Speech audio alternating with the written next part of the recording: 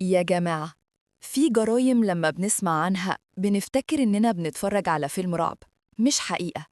بس اللي هقوله لكم النهاردة ده حصل بجد، وسط ناس عادية، وفي مدينة هادية، وبنفس البشر اللي ممكن تقابلوهم كل يوم من غير ما تحسوا بأي خطر. قصة النهاردة هي واحدة من أبشع وأغرب القضايا في تاريخ أمريكا، قضية شخصية اسمها جيفري دامر، أو زي ما الإعلام سموه الوحش. واللي بيخلي القضية دي مرعبة مش الجرايم بس، لأ، اللي بيخليها مرعبة إن الراجل ده كان عايش وسط الناس عادي، بيروح سوبر ماركت، بيقف في طابور، بيتكلم مع الجيران، ومحدش كان يتخيل ولا حتى 1% من اللي كان بيحصل ورا باب شقته. بس قبل ما نوصل للجرايم، تعالى نرجع ورا، نبدأ من أول الحكاية، من الطفل اللي اتولد سنة 1960. طفل شكله عادي، اسمه جيفري، طفل ساكت، بيحب يقعد لوحده، بيتفرج على الحيوانات، يتأمل، لدرجة إن أهله افتكروا إنه هادي وملوش في المشاكل.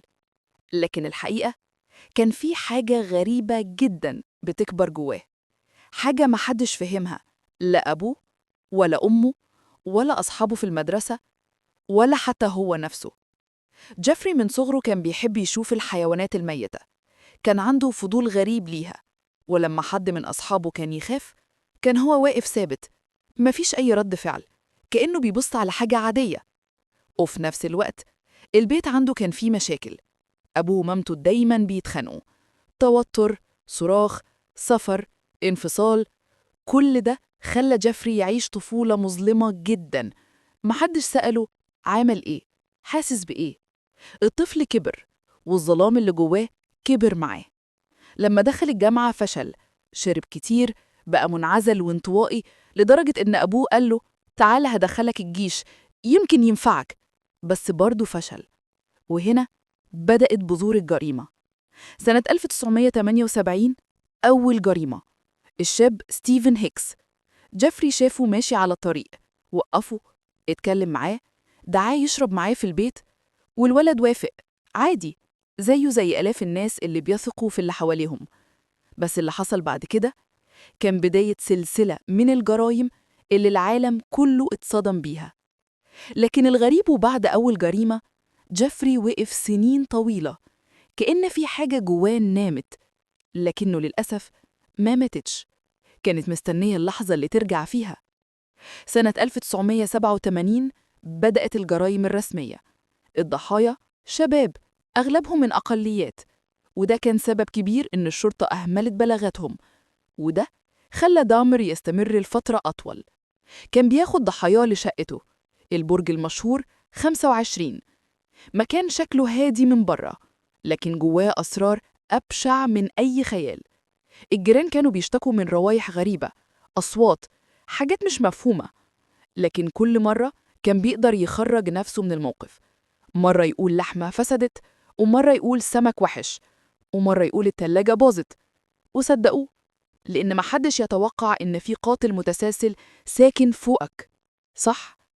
في الفترة من 1987 ل 1991 دامر ارتكب جرايم كتير، جرايم محدش اكتشفها غير بالصدفة، والصدفة دي كانت سبب نهاية الوحش. اللي حصل يوم 22 يوليو 1991 هو اللي قلب الدنيا.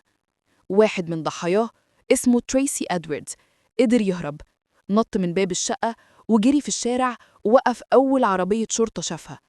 تخيلوا الشرطي لما راح شقة دامر، فتح الباب، لقى صور، أدلة، حاجات مرعبة، حاجات محدش يتوقع إنه يشوفها في شقة بني آدم.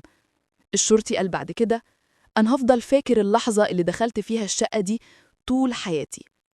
تم القبض على دامر فوراً، واتعرض للمحاكمة سنة 1992، ودفاعه كان حاول يقول إنه مجنون، لكن الأطباء قالوا لأ، الشخص ده كان واعي، وبيعرف هو بيعمل إيه، وبيخطط وبيقرر، وعارف الصح من الغلط، وبالتالي يتحاسب. اتحكم عليه ب15 حكم مؤبد، يعني مفيش خروج، مفيش تخفيف، مفيش رحمة.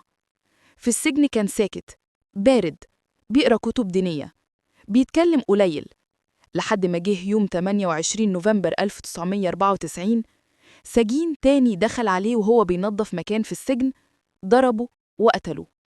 وبعدها خلصت القصة. لكن الأسئلة بدأت. إزاي عاش وسط الناس ومحدش شك؟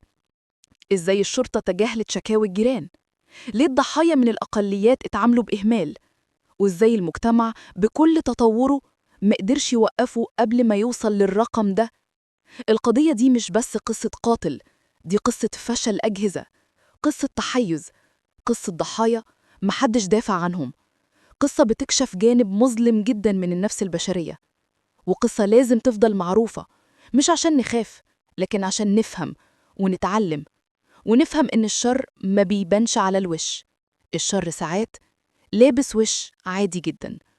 وفي نهاية قصتنا، لو شفتوا إن الجرايم دي لازم الناس تتعلم منها، اعملوا لايك واشتراك، واستنوني في جريمة جديدة، قصة جديدة وغموض جديد، وربنا يستر طريقنا جميعا. ولو وصلتوا لحد هنا، اشتركوا في القناة علشان يوصلكوا كل فيديو غامض، واعملوا لايك، وما تنسوش تدعوا لإخواننا في غزة والسودان.